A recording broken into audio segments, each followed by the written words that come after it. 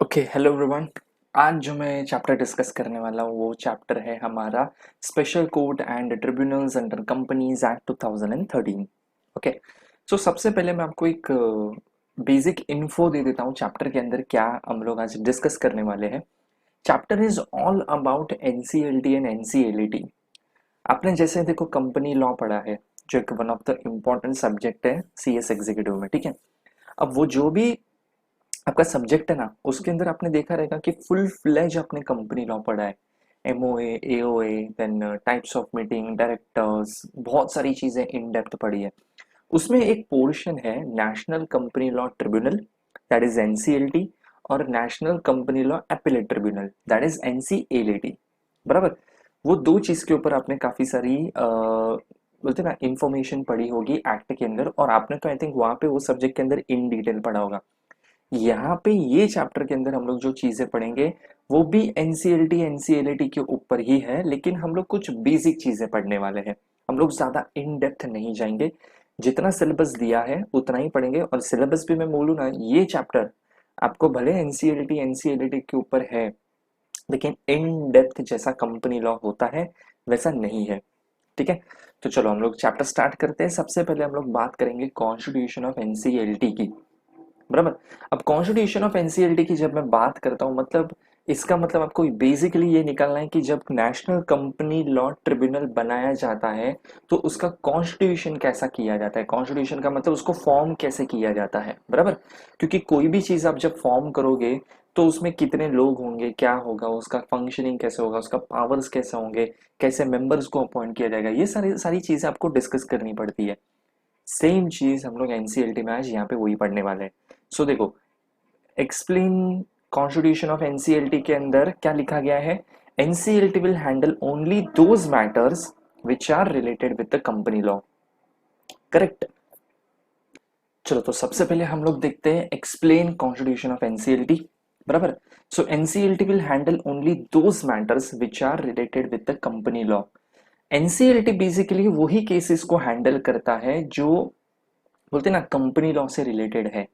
But उसमें भी ऐसी चीजें हैं कि जैसे NCLT competition commission, competition act भी कुछ केसेस हैंडल कर सकते हैं। इंसॉल्वेंसी रिलेटेड से भी कुछ केसेस को हैंडल करते हैं, बट वो बहुत रिस्ट्रिक्टेड है, वो बहुत लिमिटेड है। मेन एनसीएलटी का काम है कि जितने भी कंपनी लॉ से रिलेटेड इश्यू होंगे वो सबको सॉल्व करना। बराबर। वो सबको सॉल्व करने का काम सबसे पहला होता है एनसीएलटी का।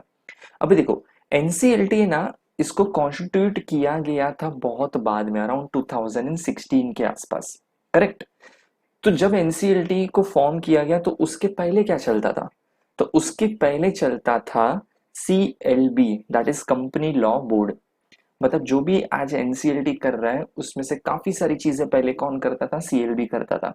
फिर सीएलबी को बंद कर दिया और उन्होंने नया कंपनीज एक्ट 2013 को इंट्रोड्यूस कर दिया, और उसके बाद नया एनसीएलटी और एनसीएलटी को फॉर्म कर दिया। बराबर। तो पुराना जो आप एक्ट पढ़ते थे ना, या पुराने लॉ के हिसाब से अगर आपको देखना होता है तो उसमें सीएलबी होता था। नए एक्ट के हिसाब से अगर मैं जाता हूँ, दैट इज कंपनीज एक्ट 2013 के हिसाब से मैं जाता हूँ, तो वह एनसीएलटी होता है। पुराने से अपने को कोई मतलब नहीं है, अपने को तो नया ही याद रखना है, ठीक है। तो सबसे पहले अभी हम लोग देखेंगे कि एनसीएलटी को फॉर्म कैसे किया जाता है।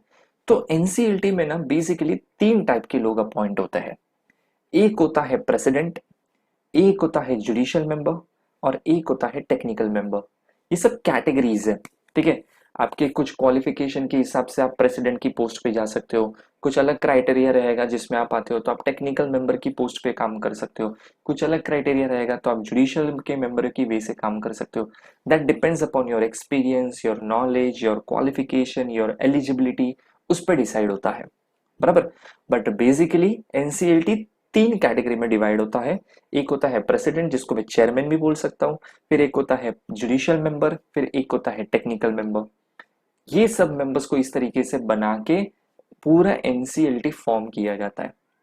अभी हर एक मेंबर की, हर एक कैटेगरी की हम लोग क्राइटेरिया देखेंगे। सो उसमें देखो, सबसे पहले हम लोग बात करेंगे प्रेसिडेंट की। तो अगर कोई भी पर्सन जिसको प्रेसिडेंट की पोस्ट पे काम करना है, उसके लिए क्राइटेरिया क्या है? मस्ट बी जज of high court with maximum age limit of 67 years. कोई भी पर्सन जो काम करना चाहता है एज अ प्रेसिडेंट, उसने हाई कोर्ट में एज अ जज सर्व किया होना चाहिए, और जिसकी एज 67 से भी कम होनी चाहिए।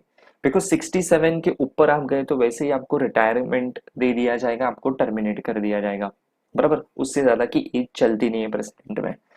और मिनिमम एज भी आपका होना चाहिए 50। मतलब देखो, एज लिमिट आपको दोनों तरीके से देखनी है, दोनों तरीके से, मतलब मिनिमम भी 50 होना चाहिए, मैक्सिमम 67 के ऊपर भी नहीं होना चाहिए। तो ये जो 50 और 67 का जो ब्रैकेट है, मैं उसमें ही काम कर सकता हूँ एज अ प्रेसिडेंट, बराबर। ये ब्रैकेट के बाहर हूं तो मैं प्रेसिडेंट के लिए, पोस्ट के लिए एलिजिबल नहीं हूं, बराबर। फिर आते हैं दूसरे कैटेगरी के लोग जो होते हैं जुडिशियल मेंबर। सो जुडिशियल मेंबर के क्राइटेरिया देखो, प्रेजेंट और रिटायर्ड जज of high court or a district judge or a practicing lawyer with experience of 10 years in the field of company law with a maximum age of 65 years, again minimum age 50। अब देखो, अगर मुझे judicial member की capacity में क्या काम करना है तो क्या होना चाहिए? प्रेजेंट और रिटायर्ड जज ऑफ हाई कोर्ट, या तो मैं प्रेजेंट या रिटायर्ड जज की पोस्ट पे काम कर चुका हूं, और डिस्ट्रिक्ट जज मतलब रिटायर्ड डिस्ट्रिक्ट जज भी रहूंगा तो भी चलेगा, और प्रैक्टिसिंग लॉयर रहूंगा तो भी चलेगा। लेकिन प्रैक्टिसिंग लॉयर के लिए क्राइटेरिया देखो क्या है, मिनिमम एक्सपीरियंस होना चाहिए मेरा 10 साल का, only in the field of company law. क्योंकि देखो कैसा हो गया, आप भले एज अ लॉयर काम कर रहे हो, लेकिन आप divorce, criminal cases, civil matter, ये सब चीजें हैंडल कर रहे हो, वो 10 साल का एक्सपीरियंस मतलब ही नहीं है यहाँ पे। आपको अगर यहाँ पे जुडिशियल मेंबर बनना है अंडर एनसीएलटी, तो आपका 10 साल का एक्सपीरियंस चाहिए एज अ लॉयर। लेकिन वो भी कौन सी फील्ड के अंदर? Company law. कि अपने कंपनी लॉ से रिलेटेड केसेस को हैंडल किया होना चाहिए, ठीक है। और उसमें भी आपकी अगर एज 65 से कम है तो ही, 65 की एज है तो वैसे ही आप डिस्क्वालीफाई हो जाओगे। प्लस मिनिमम एज भी कितना चाहिए आपको? 50 होना चाहिए।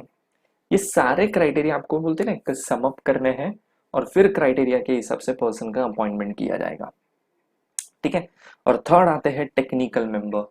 सो person with experience of at least 15 years as a Indian legal services, आपने कम से कम 15 साल as a Indian legal services में काम किया होना चाहिए। या तो आप प्रैक्टिसिंग कंपनी सेक्रेटरी हो, या तो प्रैक्टिसिंग चार्टर्ड अकाउंटेंट हो, या तो practising cost and management accountant हो विथ 15 ईयर्स, एटलीस्ट 15 ईयर्स। यहाँ पे भी 15 साल का एक्सपीरियंस होना चाहिए in the field of company law with maximum age of 65 years. मतलब मैं प्रैक्टिसिंग सीए में भी रहूंगा तो भी चलेगा, लेकिन मेरे पास 15 साल का एक्सपीरियंस कम से कम होना चाहिए। उसमें भी एज लिमिट है क्या? मैक्सिमम कितना? 65 ईयर्स, और मिनिमम कितना? 50 ईयर्स, बराबर। ये सब क्राइटेरिया अगर आप फुलफिल करते हो तो आप एलिजिबल हो क्या बनने के लिए? टेक्निकल मेंबर बनने के लिए, बराबर। तो देखो, ये उसका बाइफर्गेशन था कि एनसीएलटी में 3 टाइप के लोग हम लोग ने देखे। फर्स्ट हम लोग ने कौन देखा? प्रेसिडेंट, या तो चेयरमैन बोल सकते हो उसको। दूसरे हम लोग ने देखे जुडिशियल मेंबर, और तीसरे हम लोग ने देखे टेक्निकल मेंबर। तो इस तरीके से इनकी क्राइटेरियाज को डिसाइड किया जाता है, और अकॉर्डिंगली इनको अपॉइंट किया जाता है, करेक्ट। चलो आगे देखते हैं। What are the powers of the NCLT? Explain any 15 powers of NCLT। अच्छा, यहाँ पे ये जो आपको दिख रहा है ना, इसको मैंने इस तरीके से इसके लिए बनाया गया, उसके कुछ मैं रीजन आपको बता देता हूँ। आप अगर अपना मॉड्यूल देखोगे ना, तो मॉड्यूल के अंदर पावर्स ऑफ एनसीएलटी बहुत भर भर के दिए, 25-30 पावर होंगे शायद, या शायद उससे भी ज्यादा होगा, बराबर। आपको एग्जाम पॉइंट ऑफ व्यू से पढ़ना है। फिलहाल हम लोग एग्जाम पे फोकस करेंगे, तो ऑब्वियसली स्टडी भी उसके ओरिएंटेड ही होनी चाहिए अपनी, ठीक है। अब मैक्सिमम आपका जो क्वेश्चन हो सकता है एग्जीक्यूटिव के पेपर के अंदर, वो मैक्सिमम 8 मार्क का होगा। 8 मार्क के ऊपर का तुम लोग को कोई क्वेश्चन पूछने नहीं वाले। तो जब 8 मार्क के लिए मैं अगर कोई क्वेश्चन का आंसर अटेम्प्ट करता हूँ, so actually there is no need to write more than 10 points. मतलब मैक्सिमम मैंने 10 पॉइंट्स भी लिख दिए ना तो भी बस हो गया। तो फिर फुक्कट में वो 30-40 पॉइंट पढ़ने की जरूरत ही नहीं है आपको। इसके लिए मैंने वहां पे 40 पॉइंट नहीं डाले हैं। देखो लॉजिक समझो, थोड़ा स्मार्ट वर्क भी करना पड़ता है। आप गधे के जैसा पढ़ाई करके जाओगे और फिर एग्जाम दोगे तो ऑब्वियसली अननेसेसरी प्रेशर क्रिएट होगा, एक्स्ट्रा चीजें पढ़नी पड़ती है। तो देखो 10 पॉइंट आपको पढ़ने हैं मैक्स, फिर भी मैंने सेफर साइड आपको 15 पॉइंट्स लिख के दिए हैं। अब 15 पढ़ोगे तो 10 याद रहेंगे, तो 8 लिख के आओगे। थोड़ा ज्यादा पढ़ोगे तो बेटर है, लेकिन थोड़ा मतलब 30 मत पढ़ लेना। हाँ, अगर आपको मॉड्यूल से एक्स्ट्रा पॉइंट्स और पढ़ने हैं then you can refer that, but according to me कोई जरूरत नहीं है, इतना पढ़ने की कोई जरूरत नहीं है। इतना पढ़ोगे बहुत इनफ है, बहुत। ठीक है, इतना पढ़ने से रैंक आ सकता है। So now you decide what you want to do. ठीक है, चॉइस इज योर्स। सो हम लोग स्टार्ट करते हैं। सबसे पहले following are the powers of NCLT. कुछ पावर्स हम लोग यहाँ पे भी डिस्कस करने वाले। सबसे फर्स्ट पावर है to direct the company to make repayment of matured deposit or for any loss or damage incurred by him as a result of non payment। Simple है, जैसे देखो हम लोग बैंक में एफडी करते हैं ना, वैसे ही मैं कंपनी में भी फिक्स डिपॉजिट मतलब डिपॉजिट रख सकता हूँ। ठीक है, मुझे उन लोग इंटरेस्ट पे करेंगे। समझो मेरा मेच्योरिटी डेट था, मेच्योरिटी डेट मेरा चला गया, तो कंपनी की ड्यूटी क्या बनती है, जैसे मेच्योरिटी डेट चला गया उनका ड्यूटी बनता है मुझे रीपे करने का, क्योंकि मैं रिन्यू नहीं कर रहा हूं। तो जब रिन्यू नहीं कर रहा है पर्सन, तो डेफिनेटली आप उसको रीपे कर दो। मुझे वो लोग रीपे नहीं कर रहे। अब जब मुझे रीपे नहीं किया जा रहा है, तो मेरा तो प्रिंसिपल अमाउंट नहीं आया। हो सकता है चलो प्रिंसिपल अमाउंट आया, मेरा इंटरेस्ट पेमेंट नहीं हुआ। हो सकता है मेरा दोनों ही नहीं आया, बहुत सारे कंसिक्वेंसेस हो सकते हैं। इन शॉर्ट मुझे नॉन पेमेंट की कैटेगरी में मैं आ गया कि मेरा पैसा आना चाहिए लेकिन कंपनी मुझे पैसा नहीं दे रहा है। तो मैंने पहले इज्जत से कंपनी को लेटर लिखा, उनको इंटीमेट किया कि भाई ड्यू डेट आ चुका है, ड्यू डेट आ गया चला भी गया, मेरा पैसा तो दे दो मेरे को। कंपनी मेरे को अभी तक पे नहीं कर रहा है, बाद में थोड़ा टाइम रुक जाओ, फाइनेंशियल क्राइसिस है, ऐसे सब एक्सक्यूज दे रहे हैं। तो एक बोलते ना एक पेशेंस लेवल खत्म। तो मैं जाके अभी सीधा क्या करूंगा कि बस अभी कंपनी से कोई बात नहीं कर रहा है, अब भाड़ में गया। अब मैं जाऊंगा सीधा एनसीएलटी। मैं पहुंच गया सीधा एनसीएलटी। एनसीएलटी को मैंने एप्लीकेशन डाल दिया कि ऐसी ऐसी सिचुएशन है, मेरा पेमेंट नहीं आ रहा है, प्लीज आप मेरे को पेमेंट रिलीज करके दो। So in that particular situation company को बुलाया जाएगा, कंपनी से जस्टिफिकेशन लिया जाएगा, और कंपनी के पास कोई लीगल जस्टिफिकेशन नहीं है तो कंपनी को डायरेक्शन दिया जाएगा कि भाई इसका पेमेंट रिलीज करो। इसका पेमेंट अटकाने का कोई मतलब नहीं है, कोई लॉजिक नहीं है, कोई रीजन नहीं है आपके पास, तो फुकट में इसका पेमेंट अटकाओ मत। ठीक है। Second, on application of a member, the tribunal may call or direct the calling of AGM if default is made in holding the AGM।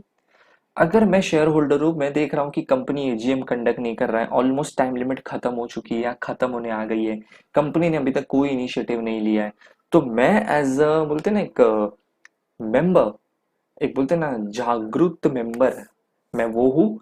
तो मैं भी जाके एनसीएलटी को बोल सकता हूँ कि ऐसी ऐसी सिचुएशन आ गई है, कंपनी अभी तक एजीएम ही नहीं कर रहा है, प्लीज आप कंपनी को डायरेक्शन दो, उनको बोलो कि एजीएम कंडक्ट करे। ये भी मैं कर सकता हूँ। Third, the tribunal may direct that inspection of minute book of a general meeting be given to a member. अगर मुझे, मैं शेयर होल्डर हूँ या मैं कोई मेंबर हूँ कंपनी का, तो मेरा हक बनता है कंपनी के मिनट्स बुक या रिकॉर्ड्स जो एज अ शेयर होल्डर या मेंबर में देख सकता हूँ, जो अलाउ करता है कंपनीज एक्ट, वो तो मुझे देखना चाहिए।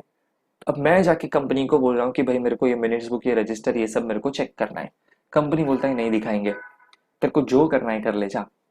तो जो करना है कर लेना, फिर मैं जाएगा सीधा एनसीएलटी, और मैं एनसीएलटी को इज्जत से एक एप्लीकेशन लिख के क्या बोलेगा कि इन लोग को मैंने बोला कि मैं रिस्पेक्टेड शेयर होल्डर है, मैं रिस्पेक्टेड मेंबर है, मेरे को तुम लोग दिखाओ रजिस्टर रिकॉर्ड्स डॉक्यूमेंट्स जो भी मैं मांग रहा हूँ, उन्होंने मेरे को नहीं दिखाया, तो बोलो मेरे को इज्जत से दिखा दे। तो एनसीएलटी कंपनी को डायरेक्शन देगा कि भाई वो शेयर होल्डर है, दिखाना पड़ेगा। ठीक है, तो तीसरे पॉइंट में ये हो सकता है, बराबर। अभी हम लोग जाते हैं फोर्थ पॉइंट पे। सो फोर्थ पॉइंट क्या बोलता है, to sanction utilization of IEPF that is investor education protection fund for reimbursement of the legal expenses incurred on class action suit by members debentures और डिपॉजिटर्स। अगर यूटिलाइजेशन करना है आपको IPF को फंड को, तो उसके लिए भी आपको एक एनसीएलटी की परमिशन लगती है, उसके बिना आप यूटिलाइज नहीं कर सकते। Correct. Then, to restrict copies of representation of the auditor to be removed, to be sent out, ठीक है, तो उसके लिए भी आपको एनसीएलटी में जाने की जरूरत पड़ेगी। Then to order investigation of the affairs of the company, अगर जैसे मैं शेयर होल्डर हूँ, मैं ये बोल देता हूँ कि मुझे है ना डाउट है, कंपनी एमओए में लिख के कुछ और बैठा है लेकिन कर कुछ और ही रहा है, तो मैं जाके पहले तो कंपनी को पूछता हूँ कि ऐसा कुछ है तो मेरे को बता दो। कंपनी बोलता है ऐसा कुछ नहीं है, और अगर होगा भी तो तेरे को क्यों बताए। अब मेरी सटक गई, मैं गया सीधा एनसीएलटी में जाके एप्लीकेशन बोल डालता हूँ और उनको बोलता हूँ कि देखो ये सब डॉक्यूमेंट्स की वजह से मुझे ऐसा लगता है कि कंपनी के एमओए में कुछ लिखा और है लेकिन कंपनी कुछ कर अलग ही रहा है, और वो भी ऐसी चीज कर रहा है जो अल्ट्रा वायर्स है, बियॉन्ड द पावर है, बियॉन्ड ऐसे ही बोलते हैं ना, ऐसे बिजनेस कर रहा है जो उनके एमओए में लिखे नहीं है, तो ऑब्वियसली वो इलीगल एक्ट हो गया। तो स्टॉप कराओ कंपनी को, मैं ये भी कर सकता हूँ एनसीएलटी में जाके। Then to order freezing of the assets of the company or inquiry and investigation in the case of complaint made by its members for a period of 3 years। अगर मैंने ये डिक्लेयर कर दिया कि कंपनी जो भी असेट्स है, funds है, उसको गलत तरीके से यूज कर रहा है, अदर देन बिजनेस ट्रांजेक्शन में यूज हो रहा है, डायरेक्टर्स अपने पर्सनल बेनिफिट के लिए वो सब चीज को यूज करना स्टार्ट कर रहे हैं, तो कहाँ कंपनी का फ्यूचर है फिर। तुम लोग तो साला शेयर होल्डर से पैसा लेके मजे मार रहे हो, डायरेक्टर्स तो। अगर मैंने जाके ये कंप्लेन फाइल किया ना, तो कंपनी के क्या हो सकते हैं, असेट्स फ्रीज हो सकते हैं। फ्रीज मतलब उसके यूटिलाइजेशन के ऊपर बोलते हैं ना एक रेस्ट्रिक्शन लगा दिया जाएगा, वो भी कितने साल के लिए, 3 साल तक लग सकता है। तो ये भी एक कंसिक्वेंसेस हो सकती है अगर मैं एज अ शेयर होल्डर या मेंबर कंपनी की कंप्लेन लेके एनसीएलटी पहुंच गया तो। चलो नेक्स्ट जाते हैं पॉइंट नेक्स्ट पे, पॉइंट नंबर है हमारा अभी 8। Okay, so to impose restriction in connection with the securities. अभी जैसे अगर मैं ये देख रहा हूँ कि कोई कंपनी है जिसका मैं शेयर होल्डर हूँ, वो कंपनी राइट इश्यू कर रहा है या बोनस इश्यू कर रहा है, ऐसा कुछ भी कर रहा है, लेकिन मैं ये चीज देख रहा हूँ कि ये जो भी चीजें कर रहा है ना कंपनी, ये प्रॉपर इंफॉर्मेशन डिस्क्लोज करके नहीं कर रहा है।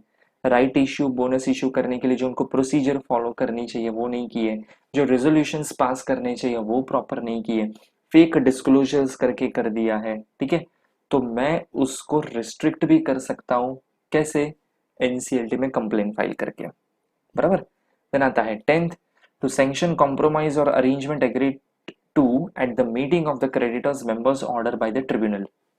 अभी जैसे समझो कोई कंपनी है, वो कंपनी है ना इंसॉल्वेंसी की पोजीशन पे पहुंच चुका है, तो वो लोग है ना या पहुंचने वाला है, या उनको बचाने के लिए अभी एक लास्ट ऑप्शन लगता है कि जो भी क्रेडिटर्स है ना, जिनको भी पैसा हम लोग को भी पे करना है, मतलब कंपनी जिसको पे करना करने वाला है, उनके साथ एक काम करते हैं, अभी जितना उनका क्लेम है उतना तो पे नहीं कर सकते, तो चलो 1-to-1 मीटिंग करके सेटल कर देते हैं कि चलो मैं इतना देने को तैयार हूँ, बाकी का तुम लोग छोड़ दो, इंटरेस्ट छोड़ दो, थोड़ा कॉम्प्रोमाइज कर लो, मैं इतना पे करूंगा, अदरवाइज तो मैं कुछ भी नहीं दे पाऊंगा, बराबर।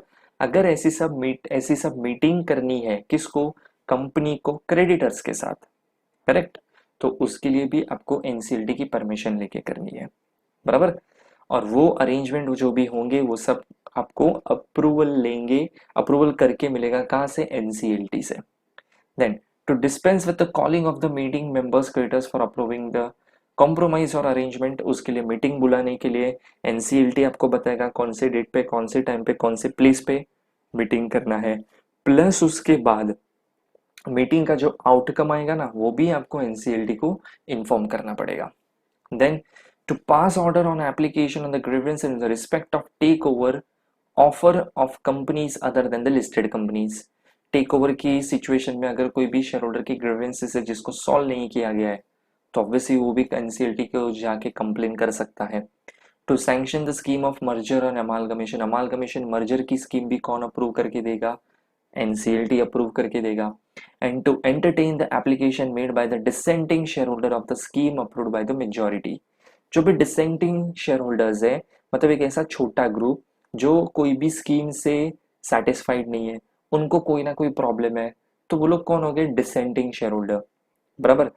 अब ऐसे लोग भी जाके कंप्लेन कर सकते हैं एनसीएलटी को कि हम लोग के हिसाब से ये स्कीम बराबर नहीं है, तो वो टाइम पे एनसीएलटी ऐसा नहीं बोलेगा कि मेजोरिटी को कोई तकलीफ नहीं है, 60, 70, 80, 90% लोगों को कोई तकलीफ नहीं है, तुम लोग कोई तकलीफ है। तो हो सकता है ना बाकी के सारे रॉन्ग हो सकता है, यू नेवर नो। ठीक है, तो ऑब्वियसली उनकी भी कंप्लेन कौन लेगा, उनकी भी स्टेटमेंट को रिकॉर्ड कौन करेगा, उनकी भी बोलते हैं अपॉर्चुनिटी ऑफ बीइंग हर्ड, उनको भी क्या लगता है, उनका ओपिनियन भी बहुत मैटर करता है, तो वो कौन सुनेगा, वो एनसीएलटी सुनेगा। तो वहां पे जाके वो लोग कंप्लेन फाइल कर सकते हैं। ठीक है, then appeal to the tribunal against the refusal of the registrar to register the circular.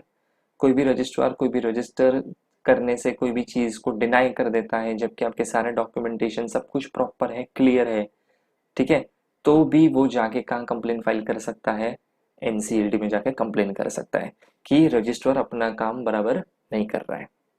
ठीक है, चलो आगे देखते हैं।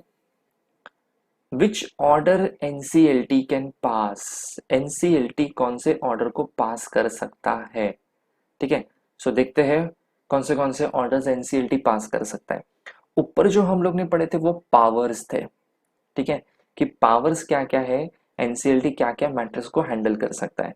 अब वो मैटर को हैंडल करने के टाइम पे वो कौन से डिसीजंस दे सकता है, कौन से ऑर्डर पास कर सकता है, तो अभी हम लोग वो पढ़ेंगे। ठीक है, सबसे पहले देखते हैं हम लोग summoning and enforcing the attendance of any person and examining him on oath.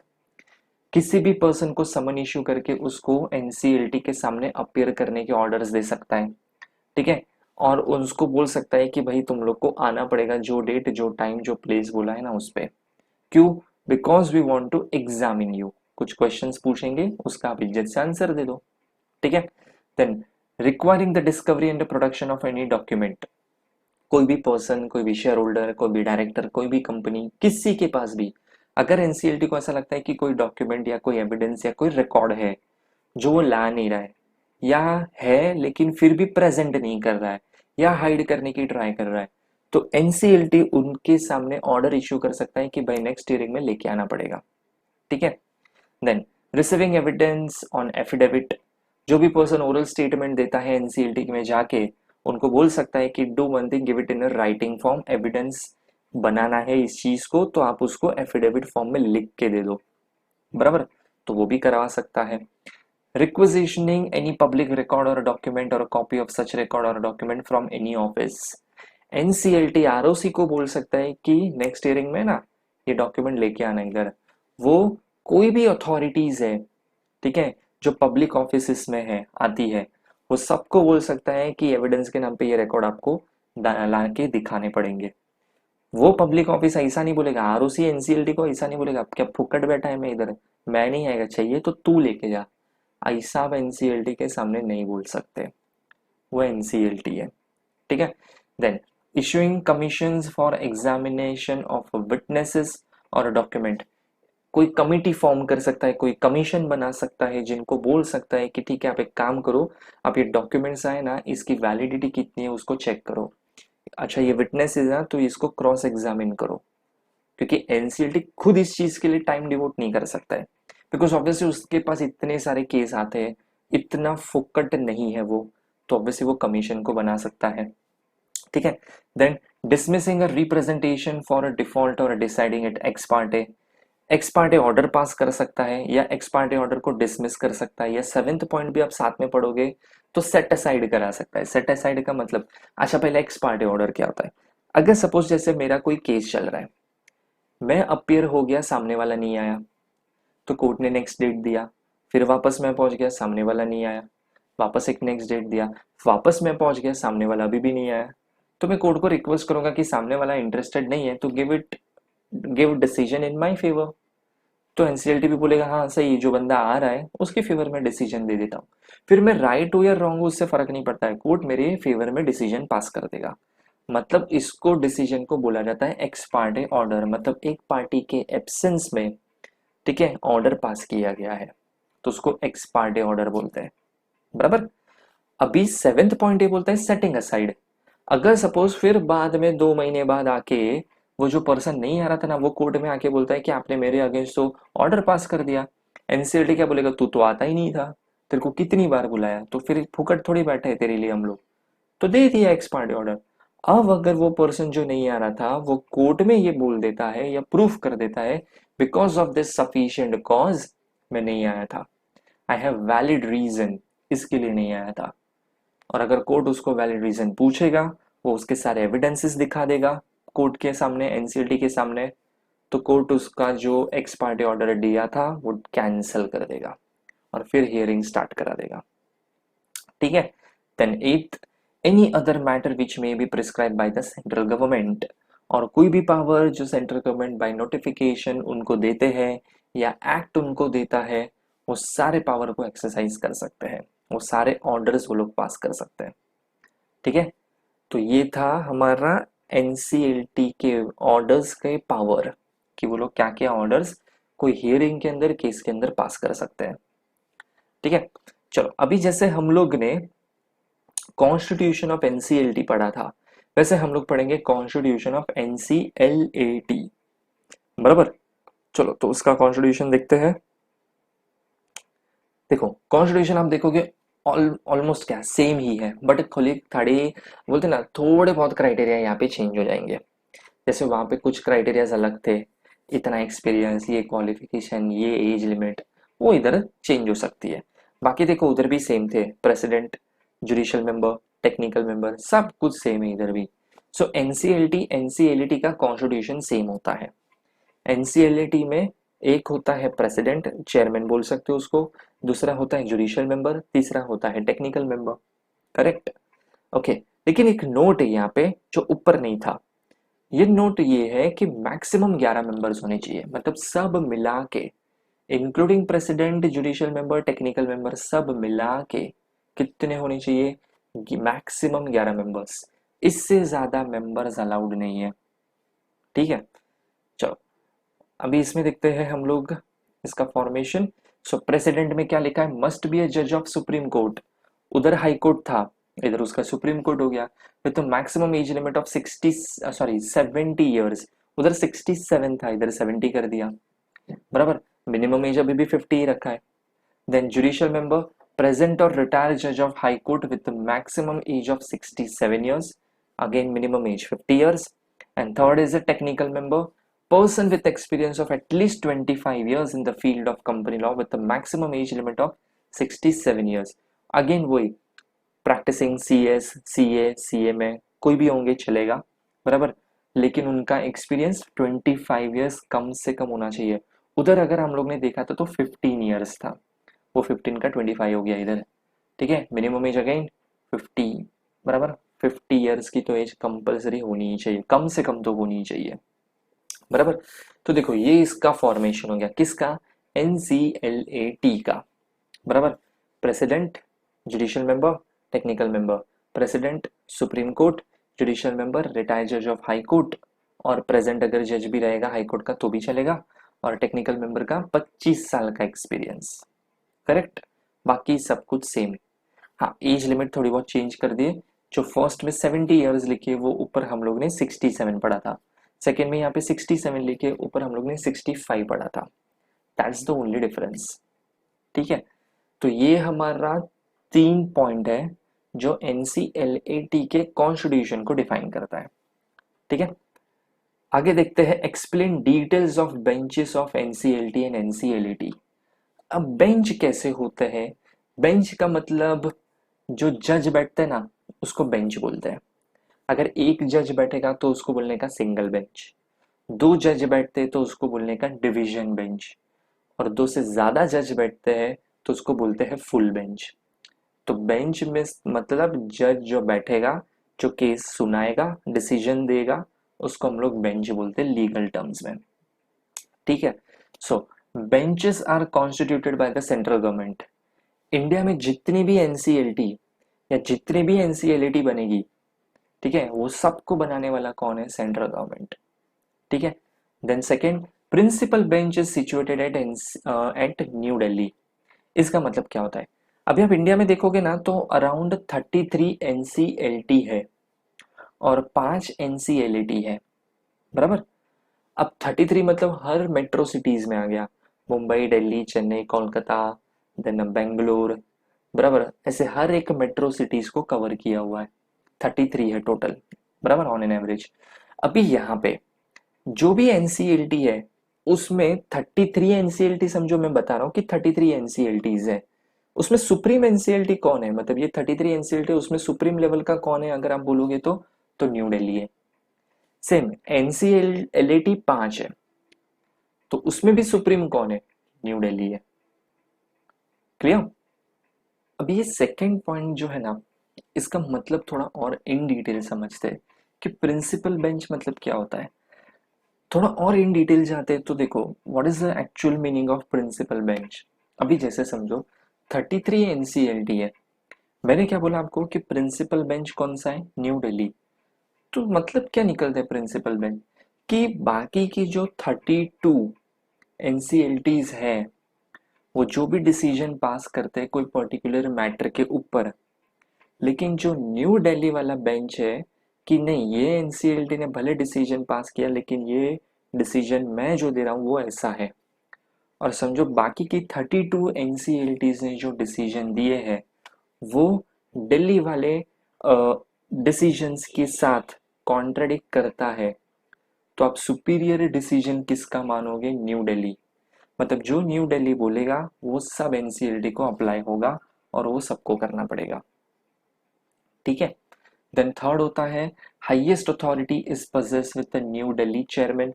तो वो जो न्यू दिल्ली का चेयरमैन बोलेगा वो फुल एंड फाइनल, फिर उस चीज के ऊपर कोई आर्गुमेंट या कुछ नहीं कर सकते आप।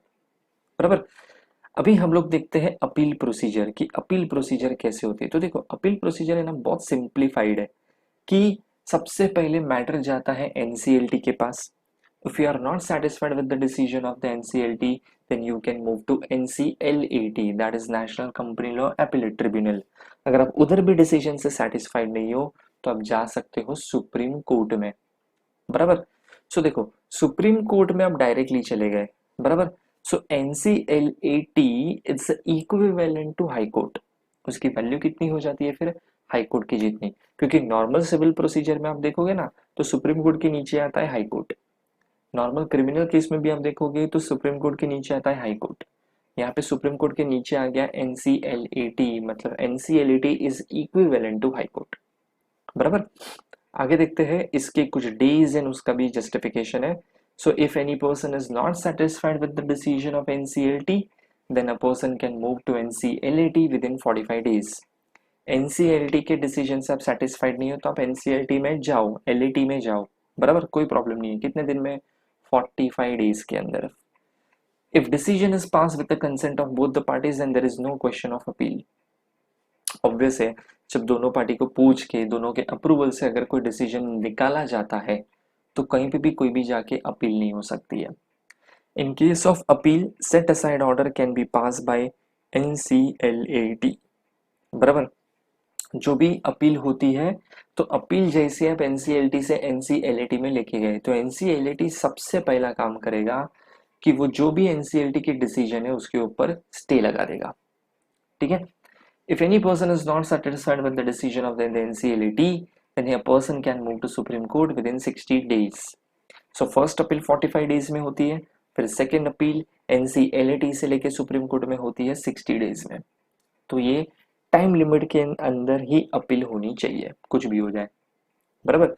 हाँ, लेट जाओगे तो उसके फिर ये होते हैं ना सफिशिएंट कॉजेज और वो सब चीजें कर सकते हो, वो अलाउड है, उसमें बिंदास आप जा सकते हो। ठीक है। चलो आगे देखते हैं हम लोग another important topic, that is disposal of the cases. अभी डिस्पोजल ऑफ केसेस बहुत सिंपल चीज है। जैसे अगर मैं फर्स्ट टाइम एप्लीकेशन फाइल कर रहा हूँ या कोई पिटीशन फाइल कर रहा हूँ एनसीएलटी में, तो केस की डिसीजंस के लेके ये टाइम लिमिट डिसाइड की गई है। बराबर। क्या है मतलब, एक होता है फर्स्ट फेज और एक होता है सेकंड फेज। अब ये फेजेस क्या है? तो फर्स्ट फेज का मतलब होता है जब पहली बार केस फाइल किया जाता है तो एनसीएलटी वो केस को सॉल्व करेगा 3 महीने के अंदर। फर्स्ट फेज मतलब 3 महीने के अंदर उसको केस सॉल्व करना ही पड़ेगा, चाहे कुछ भी हो जाए। बराबर। लेकिन होता है कभी कभी कि केस अननेसेसरी खींच गया, मतलब जैसे विटनेसेस को आने में टाइम लग गया, डॉक्यूमेंटेशन में टाइम लग गया। ठीक है। कोई ना कोई रीजन की वजह से अगर समझो 3 महीने के अंदर केस सॉल्व नहीं हुआ, केस खत्म नहीं हुआ, तो क्या? तो फिर सेकेंड फेज चालू हो जाएगा। और सेकेंड फेज चालू हो जाएगा तो सेकेंड फेज में सिंपल चीज क्या होती है, एक्सटेंशन लग जाता है 90 डेज का। 90 डेज मतलब अगेन 3 मंथ्स, लेकिन अब यहाँ पे डेज लिखा है तो डेज लिखना है, मंथ्स लिखे हैं तो मंथ्स लिखना, क्योंकि डेज अगर मैं लिखता हूँ it means I am talking about working days, बराबर। वर्किंग डेज के ऊपर स्ट्रिक्टली बात किया जाता है। अगर मैं मंथ्स बोलता हूँ तो उसमें वर्किंग डेज, हॉलीडेज सब इंक्लूड हो जाते हैं। तो आपको जैसा लिखा गया ना वैसा ही लिखना है। तो फर्स्ट फेज कितना होता है, 3 मंथ्स होता है, और सेकंड फेज होता है 90 डेज, बराबर। तो ये टाइम लिमिट के हिसाब से केस चलेंगे। अभी जब सेकेंड फेज में केस चला जाता है, सेकेंड फेज में अगर मैं आता हूँ, एनसीएलटी फर्स्ट 3 मंथ्स में केस सॉल्व नहीं कर पाया, तो 90 डेज अभी उसके पास है। अब कुछ भी हो जाए 90 डेज के अंदर तो केस सॉल्व करना ही पड़ेगा। लेकिन यहाँ पे उनको वो रीजन भी एक मेंशन करना पड़ता है, एक रिकॉर्ड में मेंटेन करके रखना पड़ेगा कि क्यों फर्स्ट फेज के अंदर केस सॉल्व नहीं हुआ, ऐसा क्या प्रॉब्लम आया कि वो लोग ये केस सॉल्व नहीं कर पाए। ठीक है, वो मेंशन करना पड़ता है, बराबर। चलो आगे बढ़ते हैं। अभी next topic is procedure for filing case with NCLT and NCLT. अब यहाँ पे एक बेसिक प्रोसीजर दी गई है कि आप एनसीएलटी या एनसीएलटी में केस फाइल करते हो तो आपको क्या जनरली फॉर्मेलिटीज एंड प्रोसीजर को फॉलो करना है। देखो आपके मॉड्यूल के अंदर बहुत लंबा चौड़ा प्रोसीजर दिया है, इतना पढ़ने की जरूरत नहीं है। उसमें कुछ पॉइंट्स तो ऐसे भी है कि A4 साइज का पेपर लेना है, left margin, right margin, top margin, bottom margin कितना छोड़ना है, कौन से फॉन्ट लेने हैं, स्पेसिंग कितना रखना है, ये सब पढ़ने की जरूरत नहीं है, बराबर। हम लोग जो बेसिक रूल है वही पढ़ेंगे। सो देखो, any order made by the tribunal और the appellate tribunal may be enforced by that tribunal in the same manner as if it were a decree made by the court in a suit pending therein, and it shall be lawful for the tribunal or the appellate tribunal to send for the execution of its orders to the court within the local limit of its jurisdiction। मतलब देखो, NCLT NCLT एक type का court system ही है, जिनके हाथ में power दिया गया है कि वो कोई भी डिसीजंस दे सकते हैं। तो इसकी डिसीजन की उतनी ही वैल्यू होती है जितनी एक कोर्ट की डिसीजन की वैल्यू होती है। इतने इनके ऑर्डर्स को भी वैसे ही एनफोर्स किया जा सकता है या करवाया जा सकता है जैसे कोर्ट के ऑर्डर को एनफोर्स कराया जा सकता है। आप ये मत समझना कि ये कोर्ट थोड़ी ना है, ये इक्विवेलेंट टू कोर्ट है। तो जो कोर्ट बोलता है उसकी कितनी वैल्यू होती है, उसको कितना आप इंपॉर्टेंस देते हो कि नहीं कोर्ट ने बोला है तो करना पड़ेगा। तो सेम चीज यहाँ पे भी होती है। जो एनसीएलटी एनसीएलटी बोलेगा, समझो ये कोर्ट का ही ऑर्डर है। तो जैसा ही कोर्ट का ऑर्डर होता है बस आपको उसी तरीके से उसका इम्प्लीमेंटेशन भी करना है, बराबर। प्लस ये जो ऑर्डर्स पास करते हैं, जो डिसीजंस पास करते हैं, फिर उनके एनफोर्समेंट के लिए ये लोग क्या करते हैं, जो एरिया में जो पर्सन रहता है जिसको ऑर्डर एनफोर्स करवाया है कि भाई तेरे को ये चीज करनी है अभी, तो वो लोकल लिमिट को ऑर्डर की कॉपी भेज देते हैं, लोकल लिमिट के जो कोर्ट होते हैं ना उनको, और उनको बोला जाता है कि आपको ध्यान देना है कि ये चीज ये पर्सन करेगा, बराबर। तो ये करवाया जा सकता है। मतलब एनसीएलटी नॉर्मल जो कोर्ट होते हैं उनको डायरेक्शन देते हैं, उनको काम पे लगा सकते हैं ये लोग। ठीक है। In the case of an order against a company, registered office of the company situated. अगर कोई कंपनी के अगेंस्ट ऑर्डर पास हुआ है तो वो जो कंपनी का रजिस्टर्ड ऑफिस जहां पे होगा उसके जुरिस्डिक्शन में जो कोर्ट होगा उनको डायरेक्शन दिया जाएगा। या तो कोई पर्सन के अगेंस्ट ऑर्डर पास किया है, लिखा है ना second point, in the case of an order against any person the person concern the voluntarily resides और कैरी ऑन द बिजनेस और पर्सनली वर्क्स फॉर गेन। अगर कोई पर्सन के अगेंस्ट ऑर्डर है तो वो जहाँ पे रहता है, रेसिडेंशियल एड्रेस, उसके जुरिस्डिक्शन में जो कोर्ट आएगा वो, या तो उसका प्लेस ऑफ बिजनेस जो होगा उसके जुरिस्डिक्शन में जो कोर्ट आएगा वो, उनको डायरेक्शन दिया जाता है किसके थ्रू, या तो एनसीएलटी या तो एनसीएलएटी। ठीक है। तो इस तरीके से इसकी ऑर्डर की इम्प्लीमेंटेशन होती है। आगे, a party to any proceeding और अपील बिफोर द ट्रिब्यूनल और appellate tribunal as the case may be may either appear in a person or authorize one or more CS or CA or CMA or advocate or any other person to present his case before the tribunal or the appellate tribunal as the case may be। Person खुद भी appear हो सकता है, खुद को खुद को NCLT NCLT के सामने अपीयर करके अपने स्टेटमेंट दे सकता है, या तो वो सीएस सीए सीए में या लॉयर के थ्रू भी अपीयर हो सकता है, वो उसकी चॉइस है। ठीक है। All the documents filed in the tribunal shall be accompanied by an index and triplicate containing their details and the document of fee paid thereon. मतलब जो भी आप डॉक्यूमेंट सबमिट करोगे, एप्लीकेशन फाइल करोगे, पिटीशन फाइल करोगे, case file करोगे NCLT में, तो आप एक फाइल बनाओगे और वो एक फाइल को सबमिट करोगे, लेकिन वो एक फाइल नहीं बनानी, आपको 3 कॉपी बनानी है। उसको लिखा है ना ट्रिप्लीकेट, बराबर, ट्रिप्लीकेट कॉपी देनी है आपको, 3 सेम कॉपी आपको सबमिट करनी पड़ेगी। उसमें भी लिखा है इंडेक्स, तो फर्स्ट पेज आपका क्या होना चाहिए, इंडेक्स। जैसे हम लोग बुक में कैसा इंडेक्स बनाते हैं, ये चैप्टर ये पेज पे, वैसा ही यहाँ पे इंडेक्स बनेगा। तो यहाँ पे ये डॉक्यूमेंट ये पेज पे, ये एविडेंस ये पेज पे, इसकी कॉपी ये पेज पे, वैसा आप इंडेक्स बनाओगे, 3 कॉपी दोगे और 3 कॉपी को सबमिट करोगे, बराबर। फिर आपका एक्चुअल केस स्टार्ट होगा, तब तक आपका एक्चुअल केस का हियरिंग स्टार्ट ही नहीं होएगा। तो सबसे पहले तो ये फॉर्मेलिटीज आप करो, ये प्रोसीजर को फॉलो करो, तब जाके एनसीएलटी में आपका केस जाएगा या एनसीएलटी में केस स्टार्ट होगा, ठीक है। चलो आगे देखते हैं, what is the meaning of lodging caveat. देखो पूरे चैप्टर में अगर मेरे हिसाब से सबसे कोई इंपॉर्टेंट टॉपिक है तो वो ये है, ठीक है, लॉजिंग कैविट, कैविट फाइल करना। अब ये होता क्या है, चलो वो देखते हैं हम लोग। So caveat means let him be aware. Caveat का मतलब क्या होता है, let him be aware. So it is a petition file by a person when they are having a very strong apprehension that some case is going to be filed in the court regarding their interest in any manner. A caveat is a caution or a warning giving notice to the court not to take any step without notice being given to the party lodging the care at, बराबर। And Cavill, छोड़ो ये हम लोग second point बाद में देखते हैं, cavity वाला सेकंड पॉइंट बाद में देखेंगे, पहले फर्स्ट पॉइंट समझते हैं, क्योंकि फर्स्ट पॉइंट के अंदर ही सब कुछ बोल दिया इन लोग ने, कैविट क्या होता है। अभी जैसे समझो, एक नॉर्मल एग्जांपल लेता हूं मैं, कि समझो मैं कोई केस के अंदर है ना इनडायरेक्टली इन्वॉल्व हो गया हूँ और मेरे पे लोगों को डाउट है कि मैंने ही वो कांड किया होगा।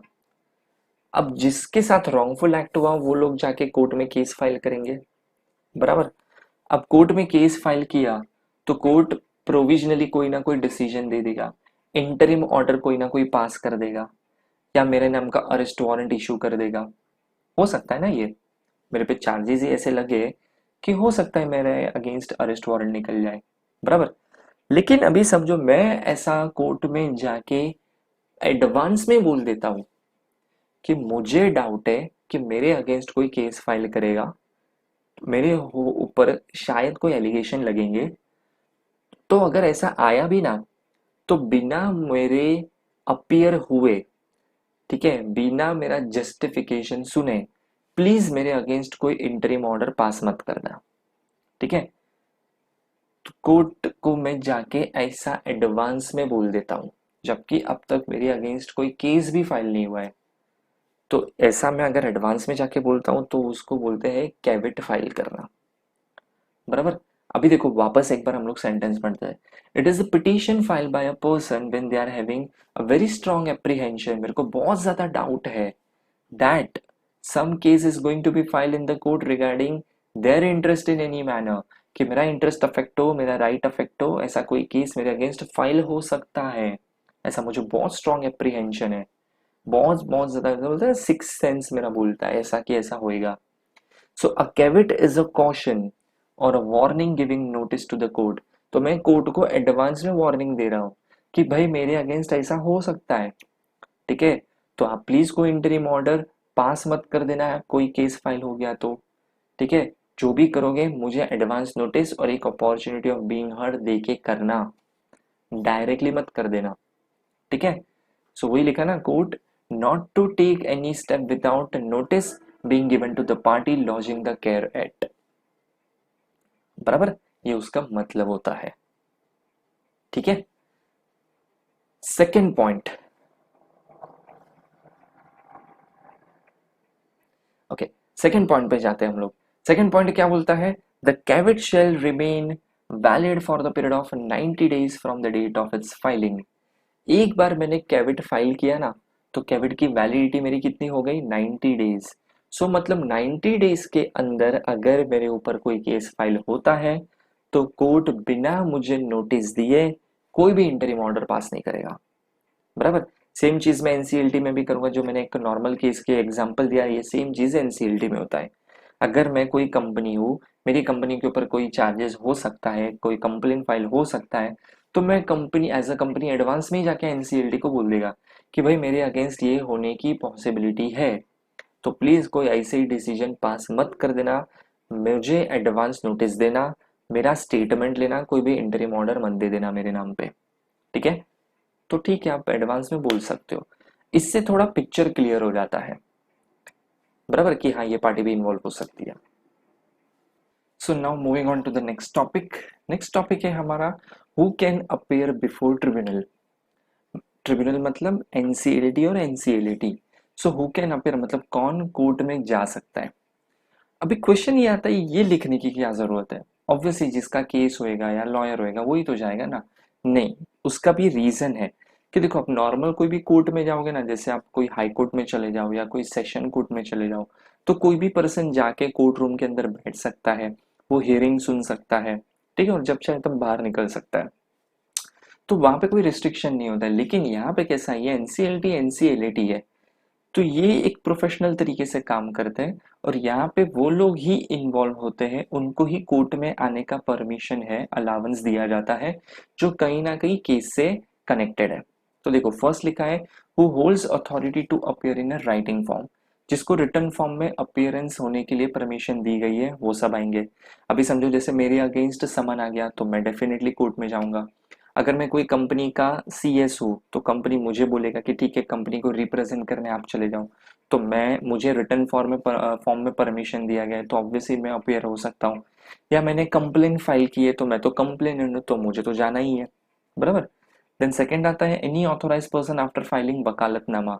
वकालतनामा is one type of document जिससे आप, जैसे अगर मैं कोई लॉयर हूँ और मैं कोई केस हैंडल कर रहा हूँ कोई कंपनी का, तो मेरे बाद मेरे बिहाफ पे और कौन कौन लॉयर अपीयर होंगे ये केस के अंदर, इंक्लूडिंग मी, वो सबका मैं नाम लिखूंगा, तो वो लोग भी अपीयर हो सकते हैं। दैट इज वकालतनामा। और तीसरा होता है सेंट्रल गवर्नमेंट और रीजनल डायरेक्टर और आरओसी और ऑफिशियल लिक्विडेटर और एन एडवोकेट। इसमें से कोई भी अपीयर हो सकता है जब किसी को भी पर्सन को अपॉइंट किया गया, बुलाया गया, तभी भी। प्लस प्रोफेशनल्स तो डेफिनेटली अपॉइंट हो ही सकते हैं, मतलब अपीयर हो ही सकते हैं। ठीक है। नीचे एक नोट है वो आपको याद रखना है, अ person can not participate through audio और वीडियो कॉन्फ्रेंस। मतलब कोई भी पर्सन ऑडियो या वीडियो कॉन्फ्रेंस के थ्रू पार्टिसिपेट नहीं करेगा। बराबर। आप रिक्वेस्ट भी नहीं कर सकते कि वो नहीं आ सकता है, ऐसी सिचुएशंस है, ये है वो है, तो प्लीज आप ऑडियो वीडियो कॉन्फ्रेंस कर लो, अलाउंस ही नहीं है, पॉसिबल ही नहीं है वो। ठीक है, चाहे कुछ भी हो जाए। देन देखते हैं हम लोग next topic, that is explain concept of special court. अब स्पेशल कोर्ट क्या होता है तो वो देखते हैं। So as per section 435 of the Companies Act, the central government may for the purpose of providing speedy trial of offences under this act by notification establish or designate as many special court as may be necessary। अगर court को ऐसा लगता है, या sorry central government को अगर ऐसा लगता है कि एनसीएलटी एनसीएलटी के ऊपर बर्डन बहुत बढ़ गया है क्योंकि नंबर ऑफ केसेस बढ़ गए हैं, जैसे एनसीएलटी मैंने बोला 33 ही है, तो ऑब्वियसली ऑल ओवर इंडिया में खाली 33 एनसीएलटी को एस्टैब्लिश करना, नंबर्स कम ही है, तो ऑब्वियसली केसेस बढ़ेंगे, तो एनसीएलटी के ऊपर प्रेशर बढ़ेगा। तो काफी टाइम क्या करते हैं, सेंट्रल गवर्नमेंट नोटिफिकेशन निकाल के स्पेशल कोर्ट को एस्टैब्लिश करता है, और स्पेशल कोर्ट को भी एक पर्टिकुलर टाइप के केसेस, कंपनी लॉ से रिलेटेड केसेस को हैंडल करने की परमिशन दे दी जाती है कि आप भी केसेस को हैंडल करो। स्पेशल कोर्ट में एक ही जज बैठता है, लिखा है वहां पे सिंगल जज, तो एक ही जज बैठेगा और वो स्पीडी डिस्पोजल मतलब फास्ट ट्रैक के तरीके से केसेस को हैंडल करेगा, और जितना हो सके उतना जो जल्दी वो केस का सॉल्यूशन ला के देगा। ठीक है। तो एक टाइप ऑफ सपोर्टिंग सिस्टम है ये लोग एनसीएलटी के लिए। ठीक है। इसमें अगर आप प्रेसिडेंट देखोगे, सो अ सिंगल जज holding office as a session जज और एडिशनल सेशन जज इन case of offence punishable under this act with imprisonment of 2 years और मोर। ठीक है। अगर कोई ऐसे केसेस है जहाँ पे 2 साल से ज्यादा का पेनल्टी लग सकता है, तो ऐसे केसेस में सेशन जज और एडिशनल सेशन जज ही अपॉइंट हो सकते हैं सिंगल जज की पोस्ट पे। एंड अ मेट्रोपॉलिटन मजिस्ट्रेट और a metropolitan magistrate or judicial magistrate of the first class in the case of other offences who shall be appointed by the CG with the concurrence of the Chief Justice of the High Court within whose jurisdiction the judge to be appointed is working। और अगर बाकी के कोई भी cases है, मतलब 2 साल के ऊपर वाला का तो क्राइटेरिया ऊपर मैंने बता दिया, उसको छोड़ के जो भी मतलब नीचे वाले जो भी क्राइटेरिया है उसके लिए जज कौन बन सकता है, तो मेट्रोपॉलिटन मजिस्ट्रेट और judicial magistrate of the first class, ये लोग अपॉइंट हो सकते हैं और इनको केसेस दिए जाएंगे और ये केसेस को हैंडल करेंगे, बराबर। लेकिन जो भी अपॉइंटमेंट होगा, जो भी ज्यूरिसडिक्शन में हाई कोर्ट होगा, उनका जो chief justice of high court होगा, ठीक है, चीफ जस्टिस जो सुप्रीम जज होते हैं हाई कोर्ट के, उनके अप्रूवल से परमिशन से अपॉइंटमेंट किया जाता है, बराबर। तो ये इस तरीके से एक सिंगल जज को अपॉइंट किया जाएगा स्पेशल कोर्ट के अंदर और वो पूरे के पूरे केसेस को हैंडल करेंगे in a fast track manner. Clear? ठीक है। तो ये था जो चैप्टर, इतना ही चैप्टर है, इससे ज्यादा आपको ये चैप्टर के अंदर कुछ भी पढ़ने की, एडिशनल पढ़ने की जरूरत नहीं है। ठीक है। सो ये था हमारा chapter special court and tribunals और इसी के साथ हमारा ये चैप्टर हम लोग यहाँ पे वाइंड अप करते हैं। Thank you.